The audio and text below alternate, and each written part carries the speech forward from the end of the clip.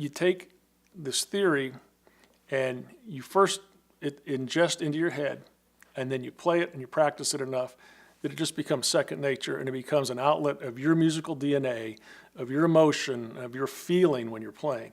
And that's where it gets really fun. So let's start out and start taking a look at this. All right, section 1 of the book is called spelling. What does that mean? In this section, you're going to learn how to spell the 15 major scales, the 15 melodic minor scales, the 15 harmonic minor scales, the 7 modes of the major, the 7 modes of all the melodic minors, the 7 modes of all the harmonic minors. You're also going to learn to play the 7th chords that are nested inside each one of those modes. And you're going to learn how to play the 6th chords that are nested inside the major scales. You're also going to learn how to spell the symmetric scales, the half step, whole step, the whole step, half step, and the whole tone. And you're going to learn to spell the major pentatonics and minor pentatonic scales. Seems like a lot. That, if you just put that up on a blackboard, that's an awful lot of information. But the way you get to it that's manageable is like this.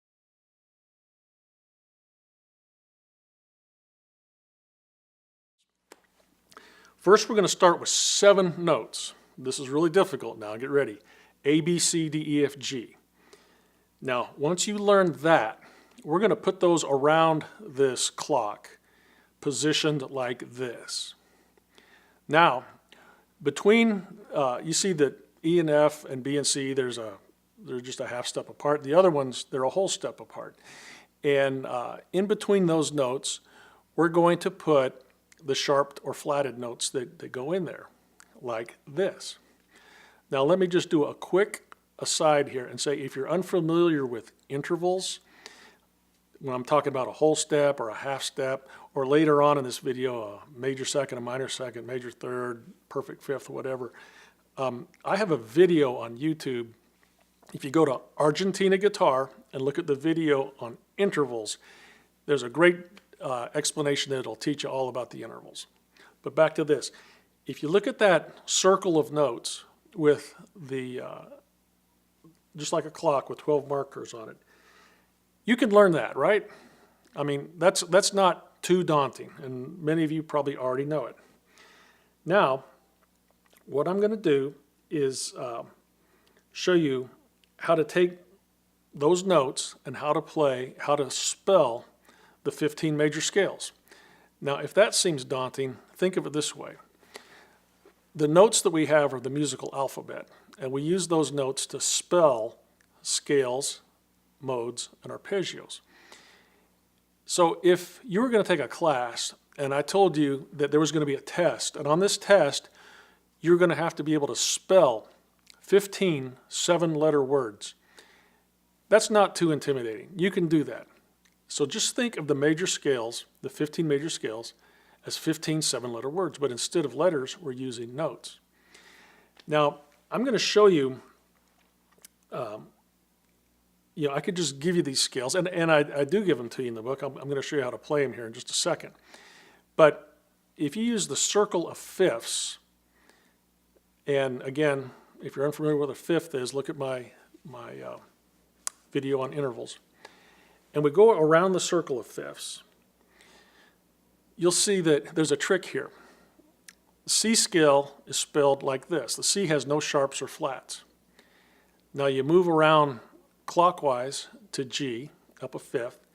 The G has 1 sharp, and it's the 7th note in the G scale. It's the F sharp.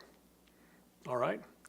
Let's bring those notes down and go from D to D. Let's carry the F sharp down. Let's take the 7th note in the D major scale. That's a C sharp. We sharp that 7th note, so you have an F sharp and a C sharp in the D scale. We go up another fifth to A. We carry down the F sharp and the C sharp, and we sharp the 7th note in the A scale, which is G, which introduces the G sharp. And we do the same thing, carrying it down to E. We sharp that D sharp, carry it down to B sharp, to A sharp. You go to F sharp, same thing, C sharp. At this point, we've sharped all 7 notes, so there's no more possible keys to go to that are sharped. Now let's start back up at C again at the top. Let's go counterclockwise to the F. The F's going to have one flatted note. Which note will that be? It's going to be the B flat. And look at what note comes next on the circle of fifths. It's a B flat. That's your clue there. If we move to the key of B flat, we carry that B flat note with us, and we're going to add a second flatted note. It's going to be E flat, which, by the way, happens to be the next in line on the circle of fifths. We go down to the E flat, we add the A flat, and so forth around the scale until we get to C flat, where we have all 7 notes flatted, at which point there are no additional possible keys on the flatted side. So those are your 15 major keys. You have the C that has no sharps or flats. Then you have 7 additional keys that have sharps in them. Then you have 7 additional keys that have flats. Now at the bottom of the circle of fifths, you'll see an overlap of 3 tonal keys. These are called the enharmonic keys. One is spelled with sharps, one is spelled with flats, but if you played them on a piano or a guitar, they would sound the same. Okay, so on page 11 we covered the major scales of how to spell them and why there are 15. If you look at page 12, you're going to see 15 minor scales. Now, this is a natural minor scale. What is a natural minor scale? Well, if you took a C major scale that has 7 notes, C, D, E, F, G, A, B, C, D, E, F, G, A, B, C, and you take that 6th note in the scale, A, and you play that scale from A to A. So you'd play that scale A, B, C, D, E, F, G, A, B, C, D, E, F, G. That is a natural minor scale, the A natural minor scale. If you're going to play the E natural minor scale, you'd find what major scale is E the 6th note of? That's the key of G major. So you take a G major scale, you play it from E to E. That'd be E, F sharp, G, A, B, C, D, E. It's basically a G major scale, but you're playing it from E to E. That's the E natural minor.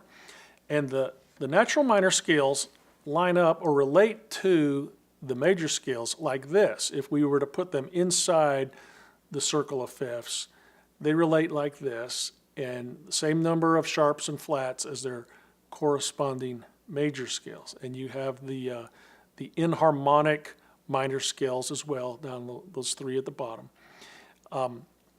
Now, if you look on page 13, I'm going to explain the difference to you of the natural minor versus the melodic minor versus the harmonic minor.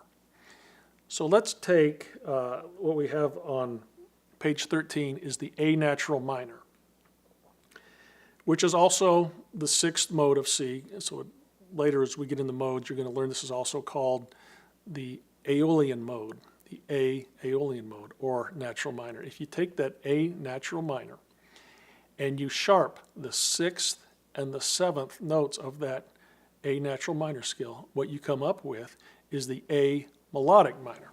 So I'm going to play here an A natural minor.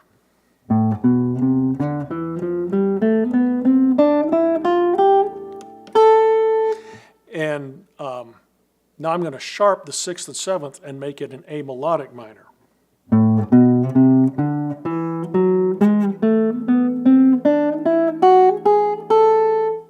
So it's got that F sharp and G sharp in it. A, B, C, D, E. The 6th is sharped, F sharp. The 7th is sharp, G sharp. Then you got A, B, C, D, E, F sharp, G sharp, A. Melodic minor. Now, if you take the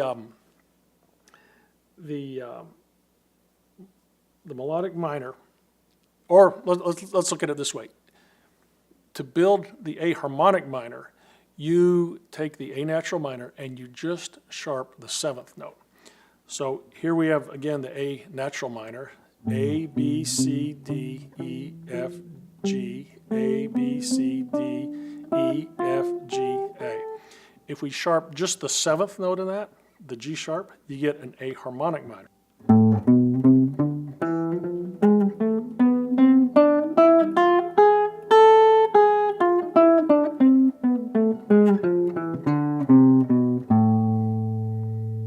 So that's the difference between the A natural minor, the A melodic minor, and the A harmonic minor.